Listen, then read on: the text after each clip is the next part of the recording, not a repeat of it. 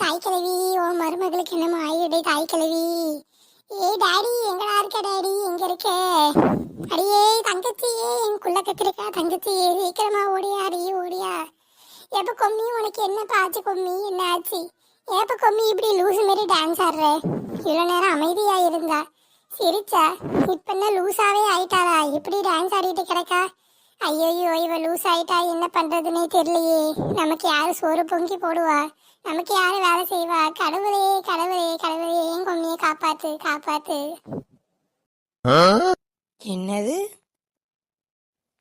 அடைய முட்டைக்கண்ணா, என்ன சொன்ன நீ? சரி, அப்படியே எனக்கு பைத்தியம் பிடிச்சிருச்சுன்னே வச்சுக்கோ.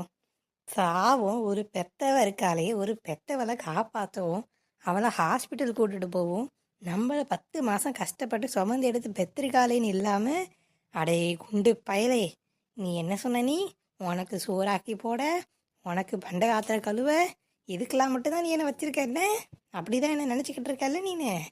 பார்த்துக்கிறேன். ஏற்கனவே உன்னை நான் கொலை பண்ணுன்ற முடிவோடு தான் இருக்கேன். சரி, கொஞ்சமாவது தாய் பாசமேன்ற ஒரு சென்டிமெண்ட் என்ன ஸ்டாப் பண்ணிச்சு பார்த்துக்கோ.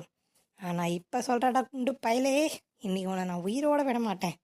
உன்னை இன்னைக்கு நான் என்ன பண்ணுறேன்னு மட்டும்